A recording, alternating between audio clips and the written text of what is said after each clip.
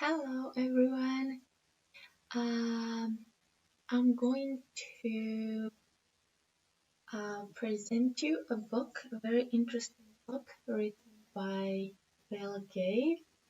I think we all know who Bill Gates is and what he does, but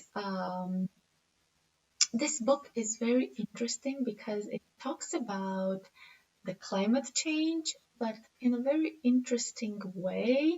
I know that climate change can be quite like a cliche, almost like everybody is saying that uh, they are like uh, bored with this theme that everyone is talking about climate change and uh, it's like almost like a cliche and it shouldn't be. Um, so I have found this book to be quite useful and quite in a way it's good. It's a good book, but in the same way it's a scary book because if you are reading about uh, all of the consequences of the things that we are doing now, um, it it's not such a great book to read because it will scare you actually. So the complete title of the book is How to Avoid a Climate Disaster, the Solutions We Have and the Breakthroughs We Need. Yeah.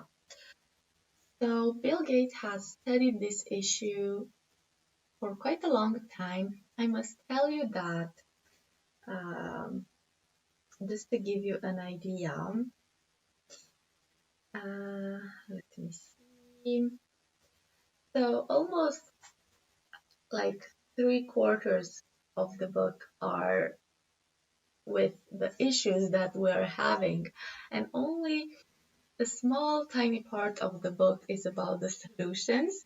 I wish Belle would have spent a bit more time and uh, in doing the positive part of the book, the solutions part of the book.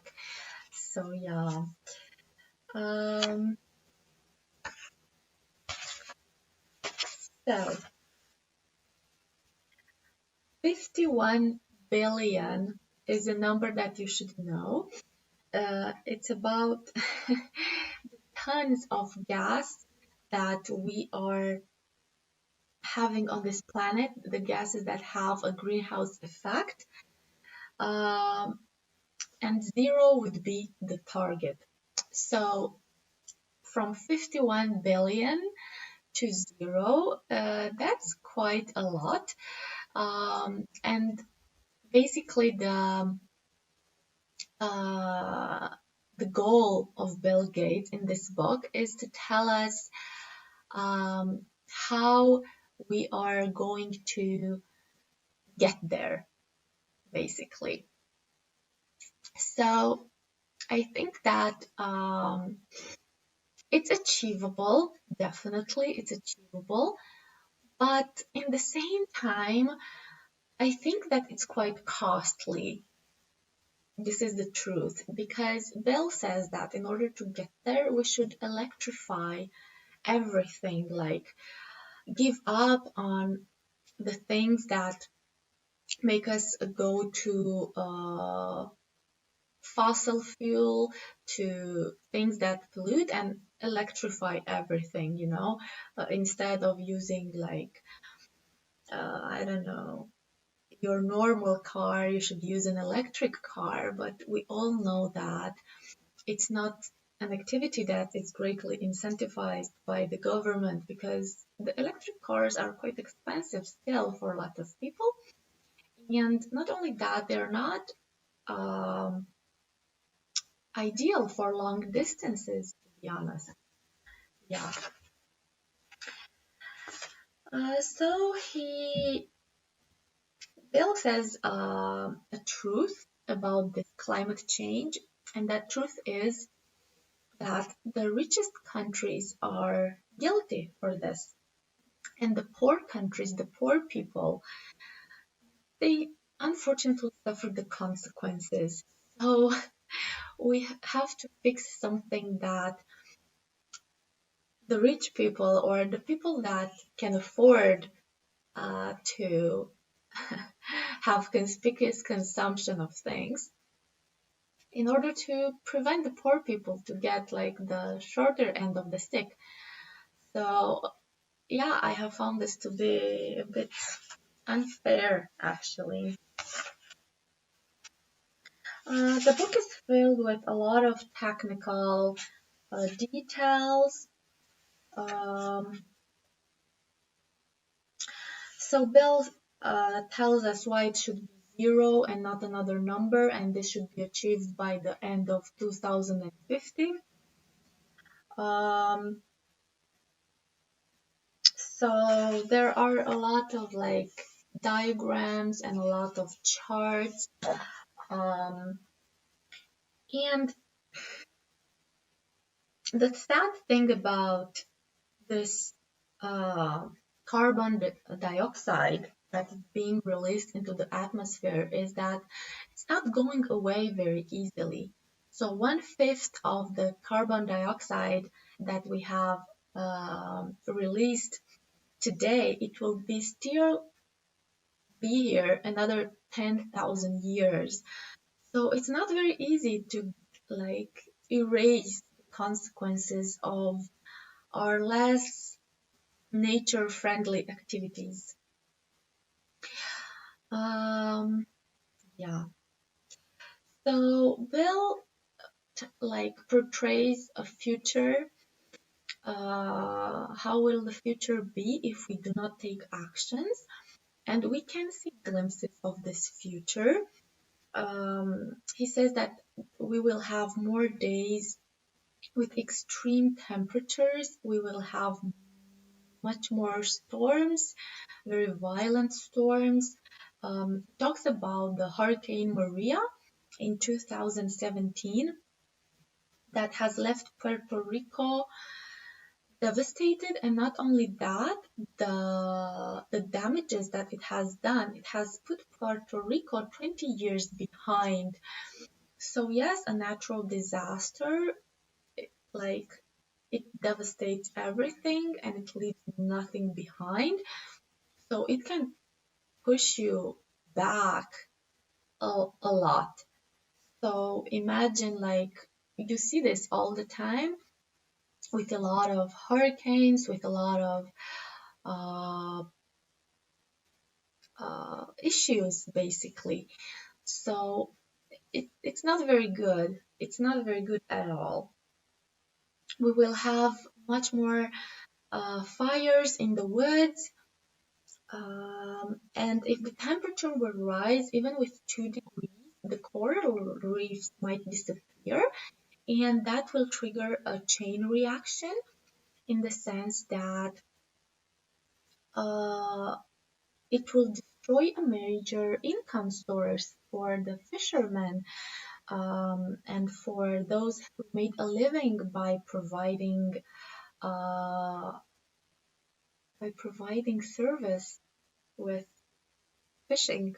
So it's all in a chain. So this book made me really understand the fact that everything that we are doing is triggering a chain reaction.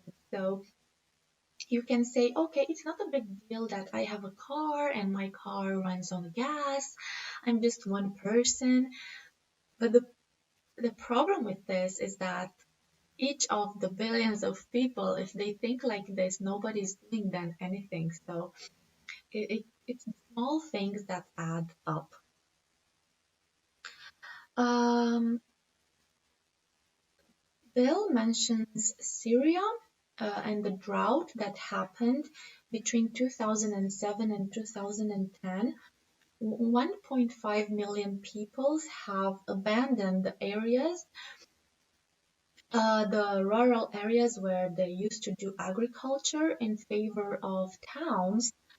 And by 2018, 13 millions 13 millions of people had to just walk away. Yeah, just imagine that suddenly the area that you are living is becoming like a desert. And if you used to like grow vegetables and have animals, and that suddenly is no longer an option, you will just have to relocate and go in another place. That's not very easy to do. Um, so now let's talk about petrol.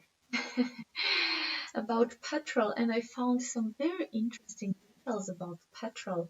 On a global scale, we are using 15 billion liters of petrol every day. The petrol is cheaper than the cheapest soda, like a refresher. And I was blown away, and Bill made some calculations, and uh, the gas price, for example, in 2020 came on 26 cents per liter. I think he has done these calculations for USA, obviously. And the soda, the cheapest soda, is 75 cents per liter. So imagine, like, petrol is really cheap, gas is really, really cheap, and this is why it's such an issue to convince uh, anyone, basically, to choose the uh, eco-friendly alternative because of the taxes and because of the green premium edition. You pay extra if you want to be eco-friendly. And you have noticed that everything that has that little label, you always pay extra. It's just because for the moment it hasn't been found a solution to cut down the cost, of producing something more green, more eco. Yeah. And the issue is that until any type of technology gets adopted, it takes time. So Bill Gates says that, and we have noticed this throughout the history. Remember how long it took until all people had a computer in their homes? It took years. How many years did it take until every family had a car? It took years. So adopting a new technology means maybe decades. Decades. It's the same with green energy. Uh, the only issue that we have is the fact that by the time all of us will be able to adopt it, the climate will maybe be severely and damaged. Um, yeah. So Bill starts to talk about the main industries and the main areas of our lives that cause the most pollution. And he starts with the fossil fuel and the coal industry. So because of the pollution caused by coal exploitation, there are more people dying because of this, because in comparison with all of the nuclear incidents. I know that when nuclear is spelled in a sentence, it automatically triggers a lot of mixed emotions, because I must tell you that I was amazed to find out that using nuclear energy is the only type of energy that is like green, like it does not cause any release of carbon dioxide in the atmosphere. So it's the greenest of the alternatives, the nuclear energy. Uh, and because of the incidents that happened, let's just mention like the Chernobyl, people are very, very reluctant. Like, I'm pretty sure if someone would come and knock on your door and tell you, hey, we are planning to build a nuclear a nuclear power plant, in here, I bet people would almost entirely say no, because there's a lot of fright and a lot of prejudice, because people do not know these facts, basically. Um, so let's name the guilty ones. Bell makes a list with the main 5 guilty industries that are contributing to the overall pollution and climate change. It's about the production process, basically. It's about concrete, steel, plastic, and 31% out of the greenhouse effect gases are are being produced because of this process.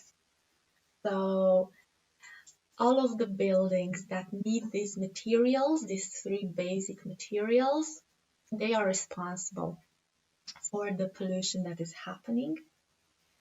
Another responsible is connecting at the electricity, connecting at the electricity network, 27% of the gases. Agriculture, 19%, and I'll make a small little note: stop eating burgers.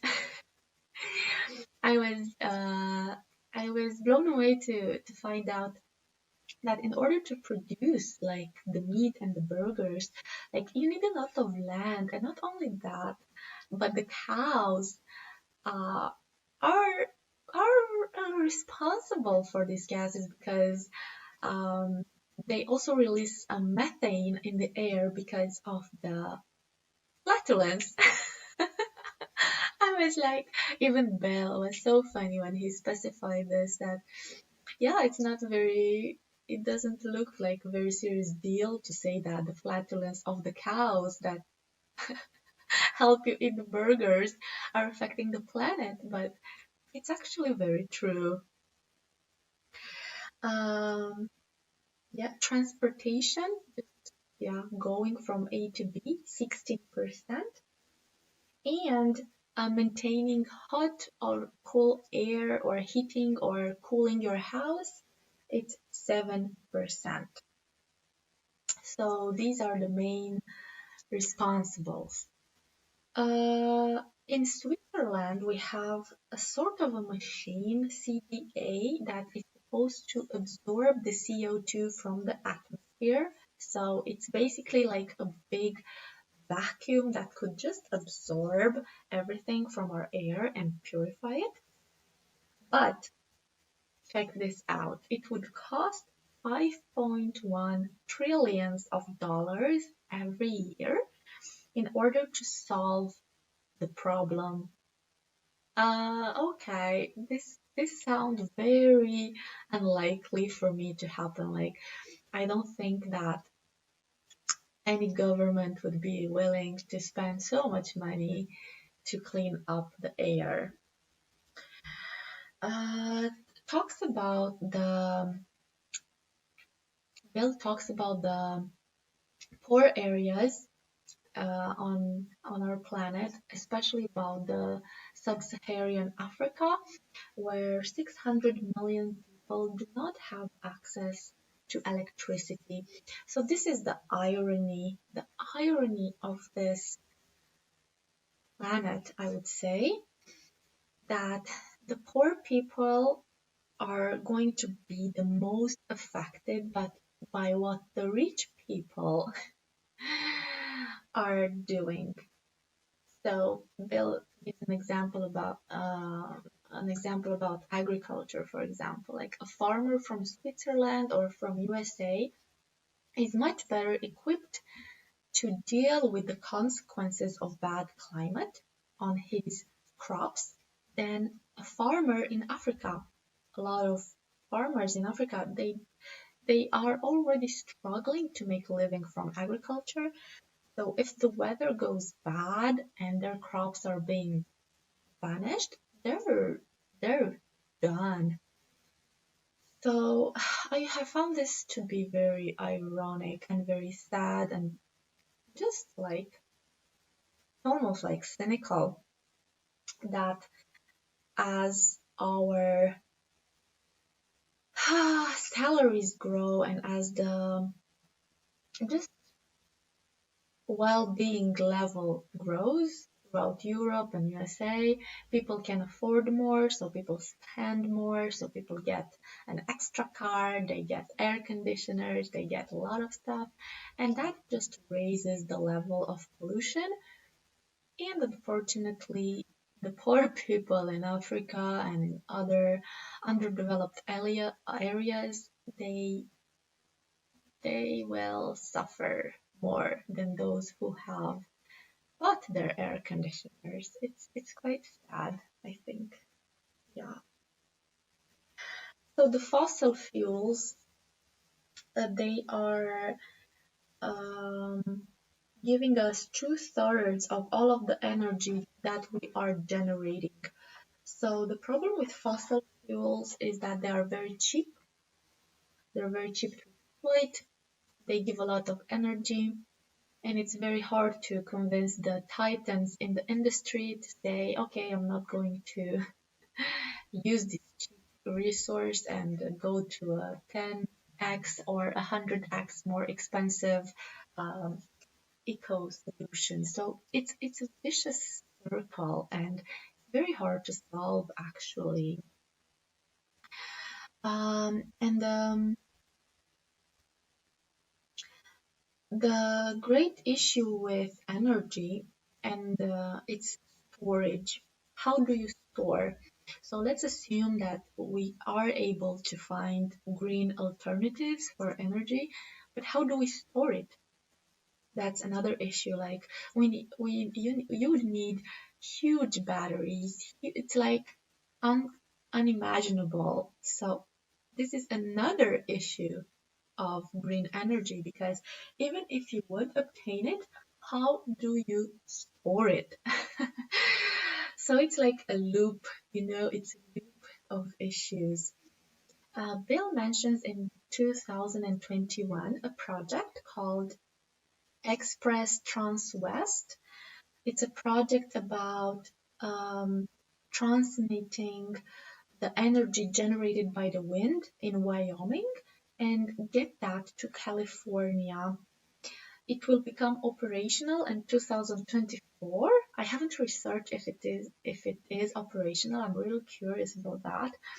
And that's happening 17 years after starting it. So it takes time. So it takes a lot of time.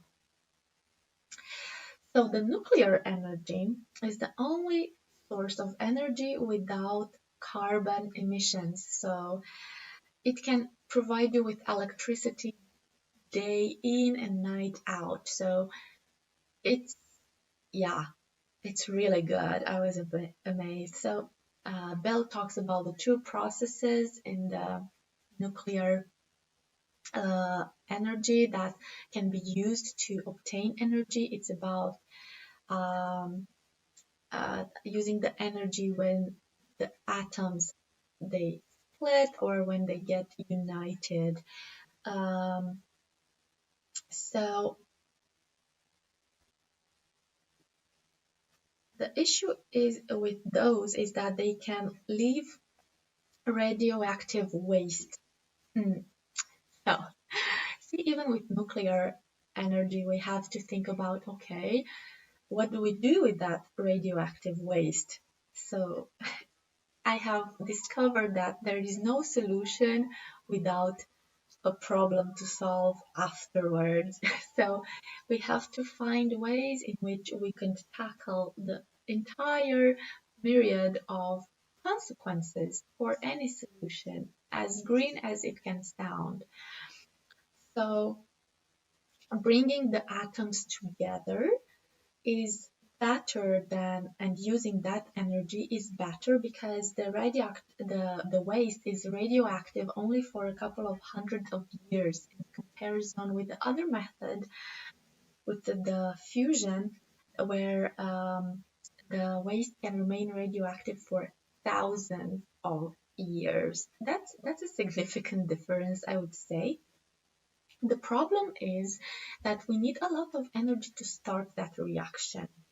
So in order to start this reaction, yeah, we need a lot of energy. That's the problem. There's another project in France about this. So this project is supposed to start in 2030, and it's supposed to generate plasma and energy from this type of nuclear reaction. Very, very interesting. Yeah. There's also talks about the wind energy, and the biggest user of wind turbines by using the coast wind is UK. I was amazed to find this out. Yeah. So this is pretty much it about the coal, about the steel. Oh, mentioning the steel, producing 1 ton of steel makes um, 1.8 tons of CO2. That's a lot. So all of the steel in the buildings, yeah, they came with a price. So let's move on to agriculture. So here, Bill mentions a very important person that has made quite a significant contribution to agriculture. It's about Norman Borlaug that took the Nobel Prize in 1970. He has developed a different type of wheat with a shorter stem and with a bigger size. And all of the wheat that is growing today in the world is derived from the plant developed by this engineer. So Norman did a huge service to humanity. Yeah. Another significant improvement in agriculture came with the development of the synthetic um, synthetic product that farmers use in order to nourish their crops. So without that, a lot of people in really poor areas, they can't improve their soil otherwise.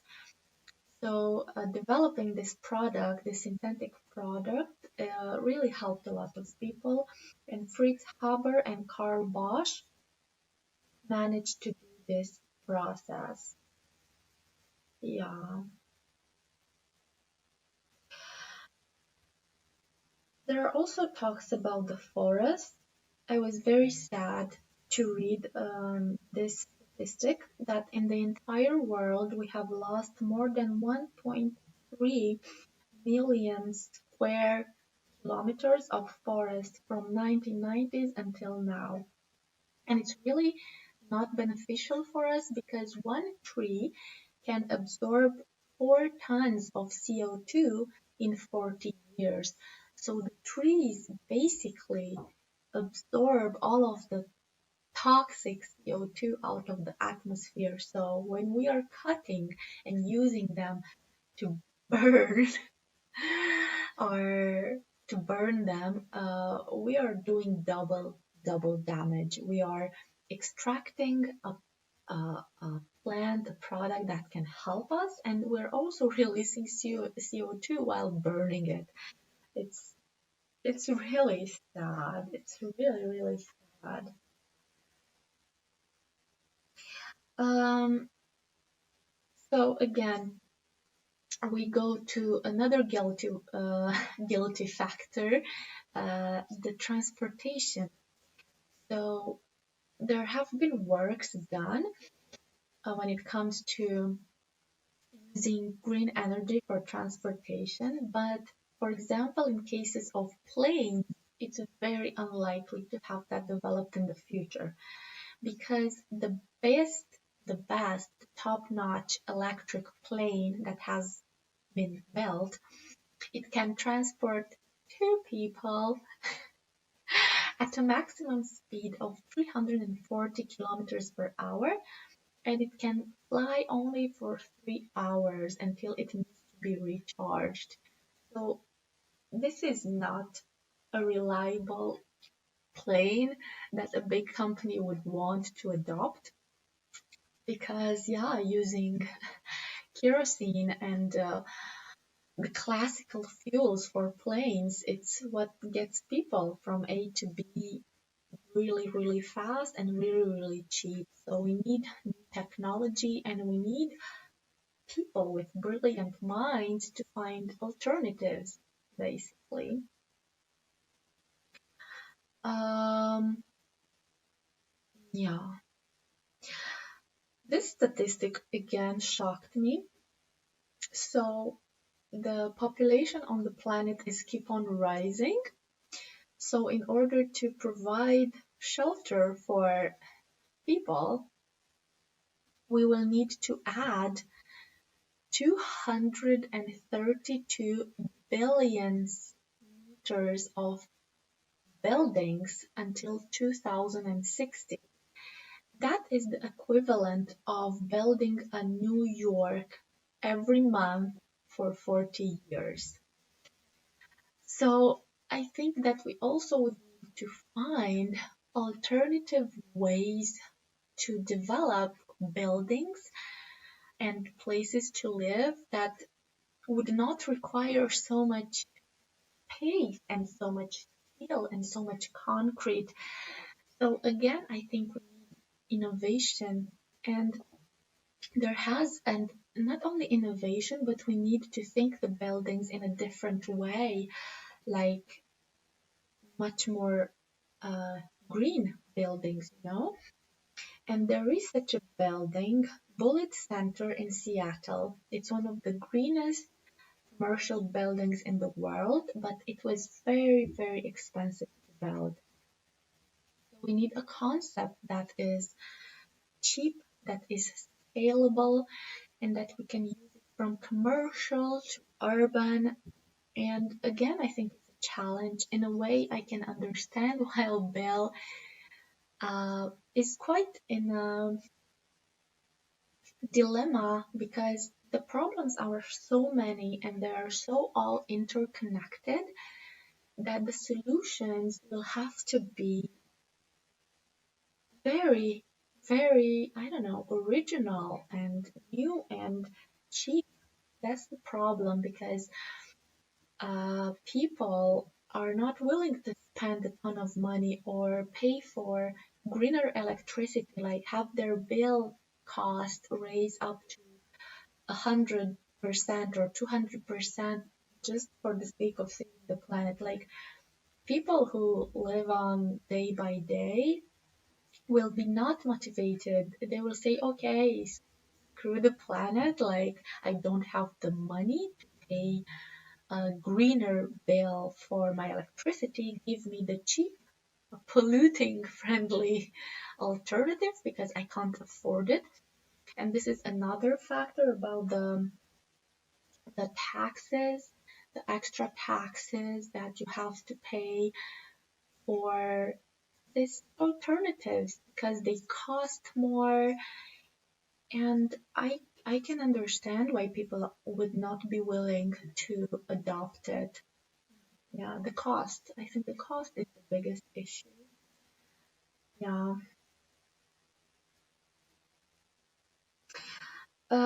So we go on the third, like second, the third factor, the agriculture. There's a lot of talk about agriculture. It's quite a predominant subject in this book.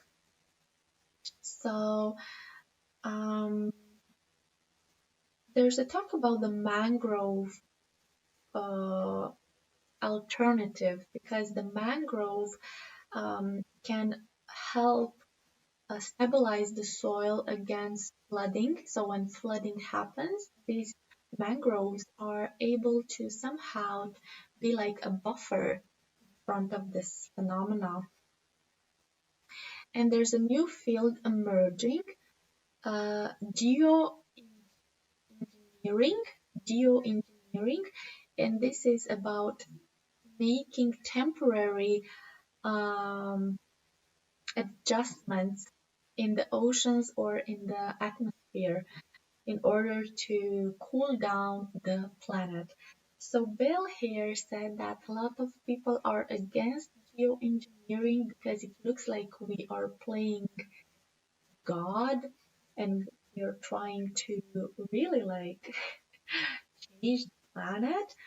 But for me, it makes sense because there was a story about somehow changing the way the clouds absorb and to make the clouds much more luminous in order to reflect sunlight. And if you manage to do that for a couple of days or a couple of months, it would really have an impact and then you can stop.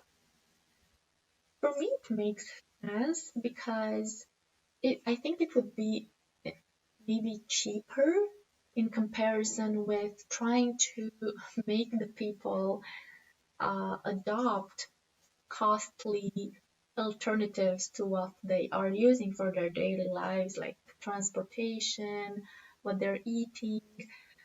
Yeah, so I don't know. It's really like I was wondering that, like, even if a very brilliant mind like Bill Gates has, even if he is struggling with this issue, finding solutions and finding alternatives, I this gives me a depth of the problem, and it's so complex because it doesn't come only from what we are eating, or it doesn't come from where we are going and how often we are traveling.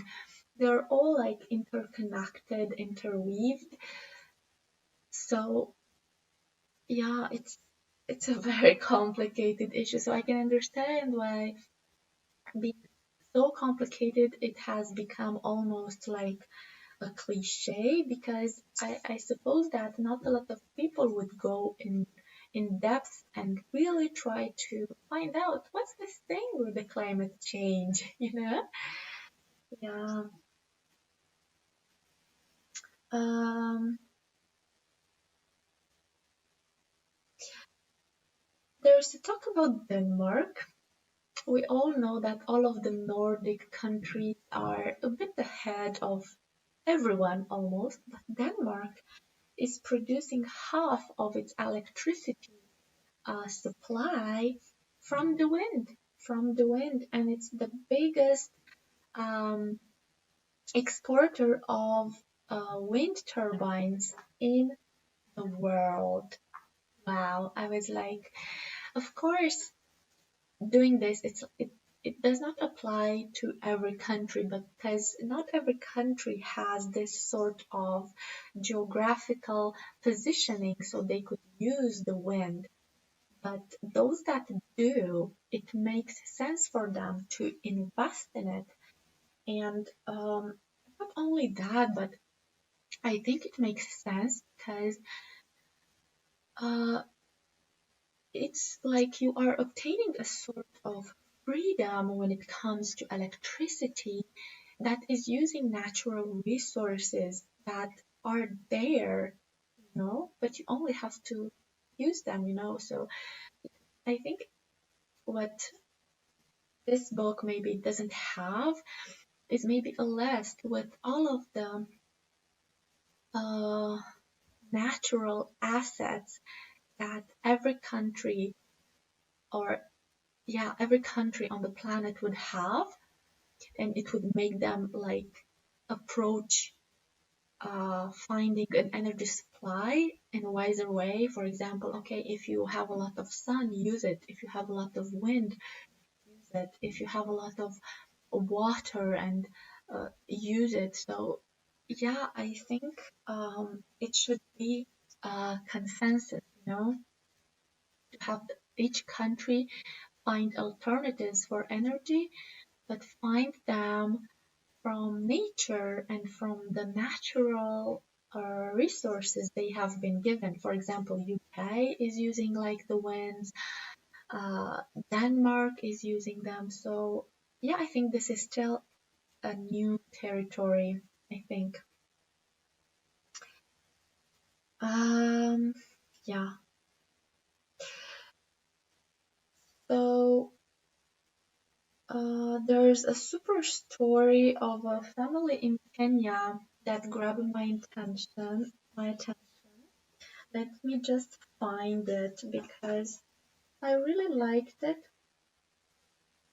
Um, so yeah, this is like the the farmer, and Bill talks that in 2009 he went to visit Miriam, Miriam and Laban Talam at a farm in Kabiyet, Kenya. So um, they also have three children, and the farmers are living in Kenya with less than 1 hectare of land. Um, so what happened 2 years before being visited by Bell? They were small farmers that practiced a really basic agriculture just to make a living. They were cultivating corn, which is quite common, and veggies. Um, they also had a cow that they milked 2 times per day. In total, the cow would give them 3 liters of milk. Um, yeah, and that's quite little, 3 liters of milk for a family with 5 members. That's quite little. Um, so after 2 years, like when Bill has met this family, their life was completely different. What has changed? So first of all, they had 4 cows. They were producing 26 liters of milk. They were selling 20 liters. They were keeping 6 liters for their own consumption. So they were winning $4 a day. So in Kenya, with $4 per day, they were able to rebuild some parts of the house, to cultivate pineapple for export and also to be able to sustain their children in school. So what happened? It was a decisive moment where when a farm, a factory for cooling the milk was opened near their town where they lived. Um, and in that place, in that factory, there were people that managed to educate the farmers and tell them what they could use on their crops and what could they use for their cows to help the cow give more milk and to keep them healthy. Um, and this helped them a lot. So the average Kenyan is producing 55 less carbon dioxide than the average American. Yeah. So the family in Kenya was saved by education, basically, because a lot of people that live there and they try to make a living, maybe they do not have access to the knowledge like to better seeds, to better care for their cows, to just information. And having that factory open, it helped him. So did the farmer raise his carbon print? Yes, but it's very insignificant in comparison with a farmer from Texas, for example. So I think that it's very important to specify that Bell says that it wouldn't be fair. I agree. It wouldn't be fair to say, let's like if the people from the poorer area try to raise their head above water and just make a better living, they will contribute to the pollution of the planet, so they should not advance. But that's not fair, because it's like, why should they pay for like the consequences for the rich people that brought the planet into this point? So Bill says that we have to find alternatives for the farmers and the people in the poorer areas to also level up their lifestyle, but without contributing so much to the climate change. So it's a very complicated issue, and let me see. I think in chapter 11, Abel starts to offer us some solutions,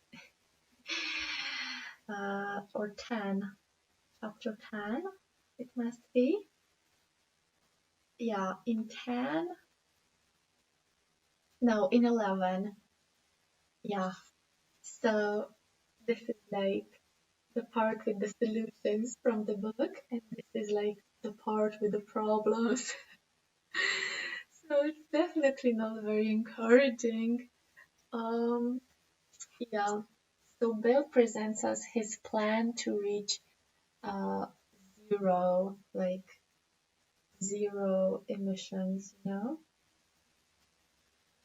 Um, and he says that it can be done, and he remembers his times when he had a dream with his friend Paul Allen when founding Microsoft, to be able to uh, have each person on the planet have computer, you know. So it looked pretty wild, but now it's possible. So this makes Bill also think that, okay, I can we can also make this happen in the environment, you know. We can also like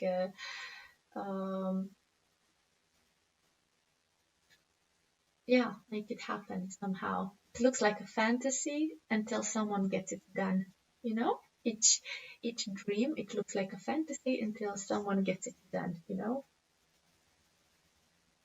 Ah, yeah.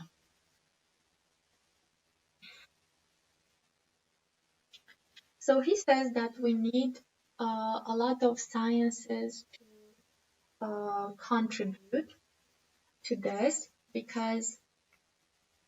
um, because we need a common effort, you know. It's not enough to have one actor, you know, from one industry uh, to uh, take action. We need a common effort, you know, and this can only be done through collaboration. It's not through pointing fingers, you know. Oh, the agriculture is to blame. Oh no, the fossil fuels. Oh, it's like we are like the titans of all industries should just say, okay, we all contributed to this mess, but this mess was somehow necessary in order for the world to be as it is now, you know? So we need a couple of sciences to collaborate. And we need biology, we need chemistry, we need physics, we need political sciences, we need economy, we need engineering. So we need a lot of specialists to just gather up and yeah, think about it, you know, like explore the depths of their minds and find out. Um, so he talks about uh, offer and demand.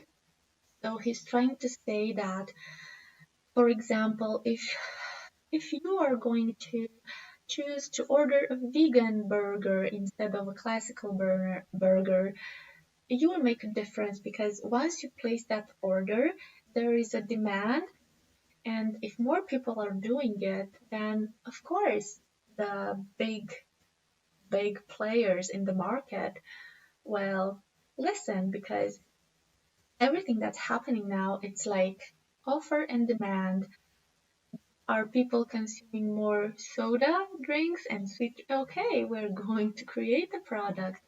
Uh, do people want green cars and stuff like that? And there's demand.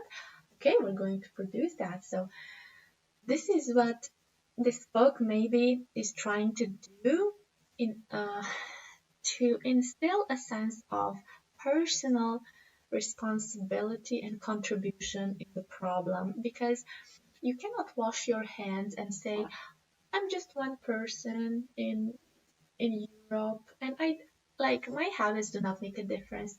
Yes, they do, because it's like it's the power of the compound, like of the power of the many individual choices. So you pick it one day and you tell a friend or a sister or a brother, and maybe they will pick another thing, and this adds up. It's like the snowball effect.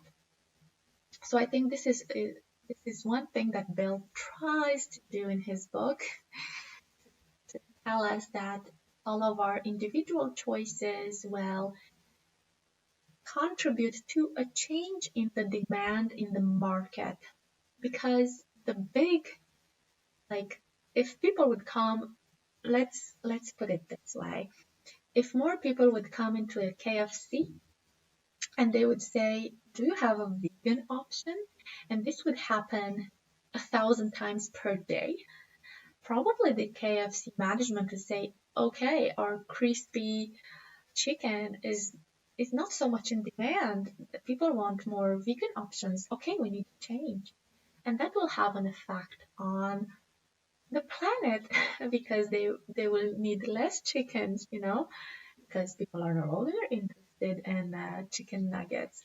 But if people are not trying to change their own habits, guess what? The market will give them what they want, because if you were to have a business and you want to make money, you are like the client is your master, and client will tell you what he wants and you will deliver because you want to make money, and it makes sense. I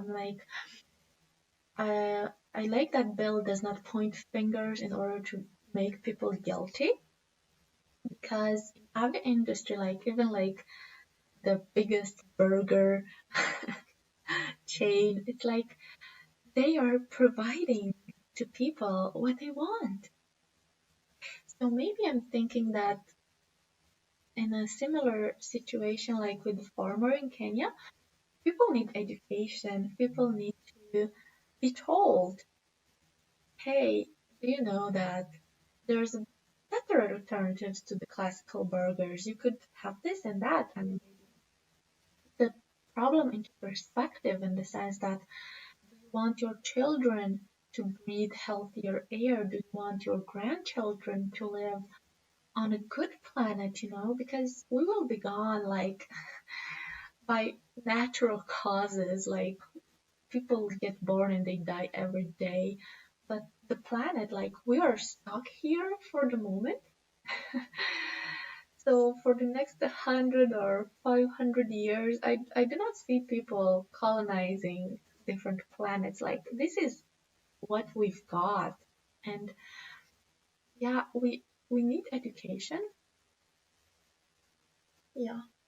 And we need also innovation. Innovation. And I would dare to say that we need scientists. We need people like Einstein and people like, I don't know, Max Planck and people like Tesla to invent new things. You know? So Bill makes a list with the necessary technologies uh, that we need. Uh, We need zero carbon concrete, steel. We need meat and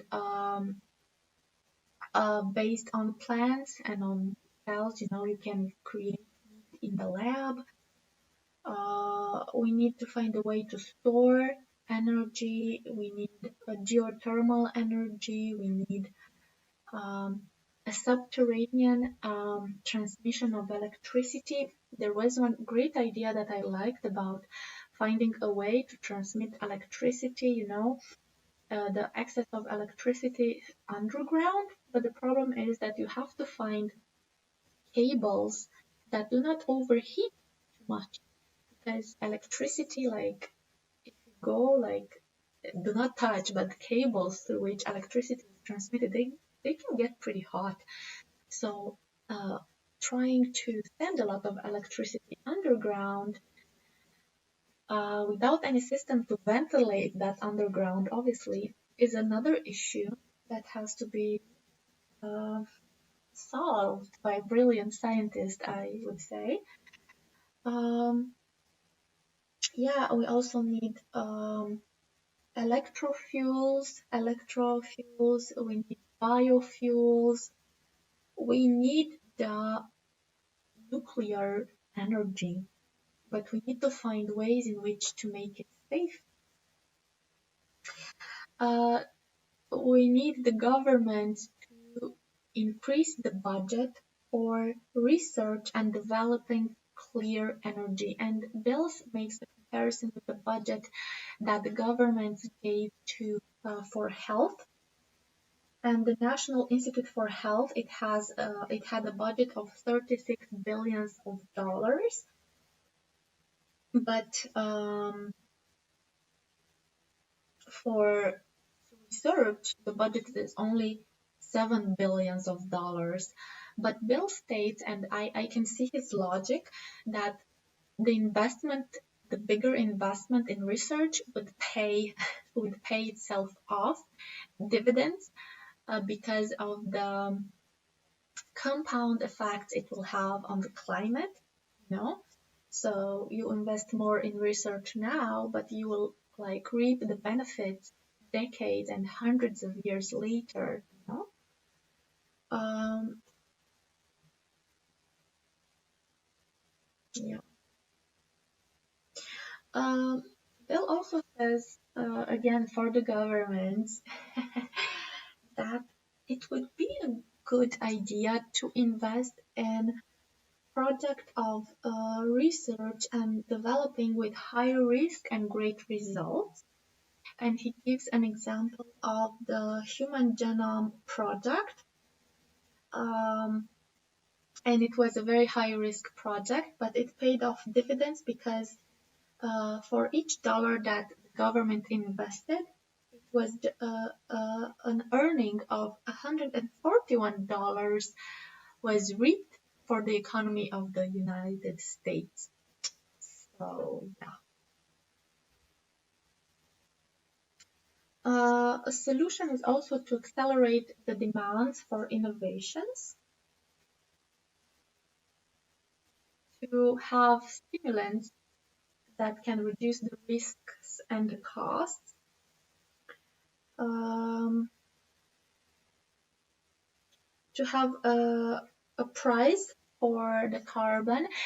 Um, and he says that people should pay extra if they choose the options that are increasing their foot carbon print. So if I have an alternative to go green and I don't, I will pay extra. And it makes sense. For example, look at the air conditioning units. There are those labels that tell you it's A++, it's A+, it's B, it's C, it's D.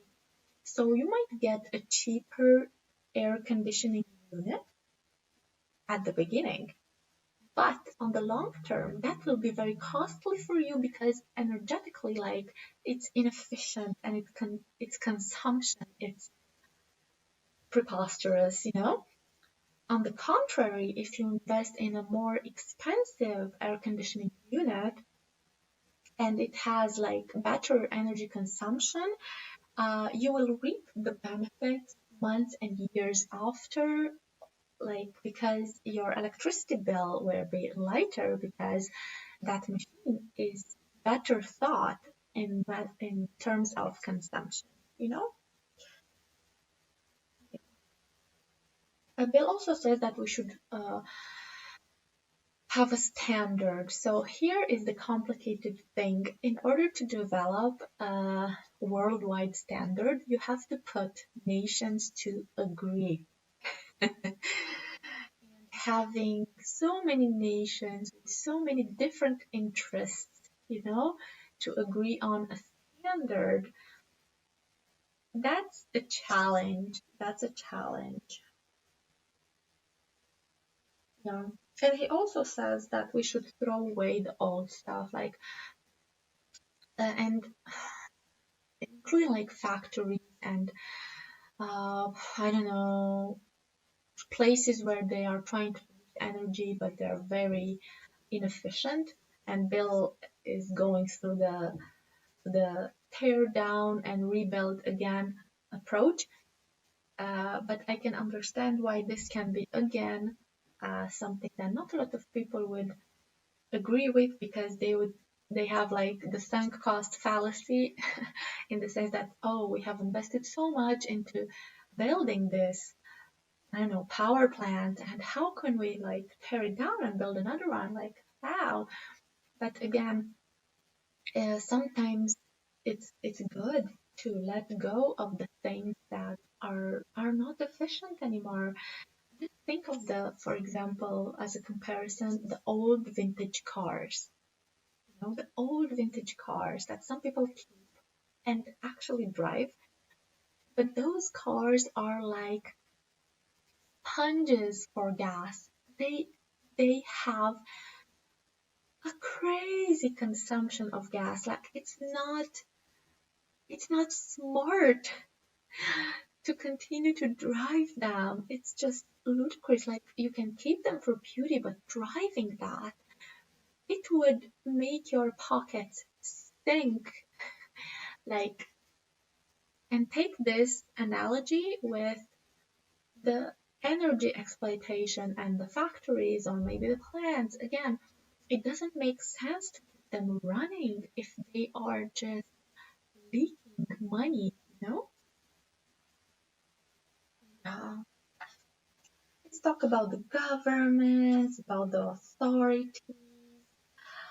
And in chapter 12, Bill says, how can we, each of us, contribute as a citizen? And he suggests that we should be much more active in the political scene, in the sense that we should see who is responsible for clean energy in our city, to get in contact with them. Yeah.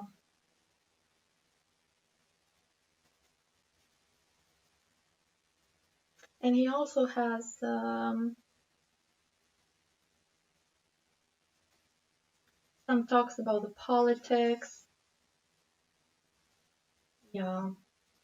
So there's a lot of talk about the politics and the governments and their impact on this problem.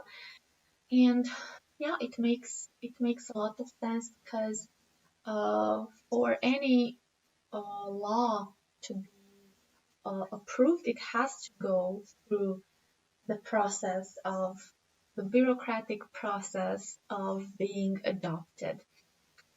So I liked this book, but I admit that I would have liked for it to have a thicker part of the solutions, because the problems, God knows, there are so many.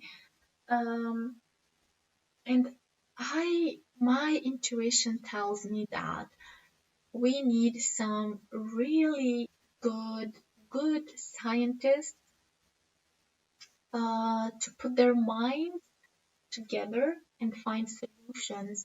So I understand, and it makes sense to delegate more money and more resources to research, that kind of activity that maybe a lot of citizens find boring or unnecessary. But let's take a minute to go back in history and realize that everything that we normal common people enjoy has happened because mad scientist, someone who has studied and did a lot of research, was able to find an idea like the light bulb, the electricity, the wheat, so we need to support these people, and we need to allocate funds for them in order to get the better alternatives. So yeah, investing in education and in research and in innovation is really, really important because people, these invisible people that nobody sees because they are with their heads in the books and studying and doing experiments, these are the people that we need to put our money and our bets on because they will manage to find a solution, you know? Yeah. So this is it about this book. I think it's a necessary reading because we have to think a bit further than our immediate horizon. And I think we have all seen, at least, I don't know for you, but for me, at least in the last 5 years, you could see in your country the fact that the change of seasons is not the same. The winters are not the same anymore. The autumns, like everything is shifting and it's definitely warmer.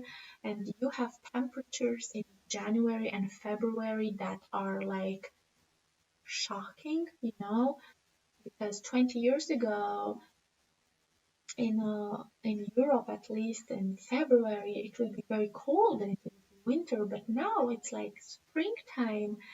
So for us that are a bit older, we can see those things happening, Children and teenagers now, maybe they haven't gone through so many seasons, but those who have been living for quite a while, they can get the difference, and it's pretty scary, to realize that this whole climate change is very much real.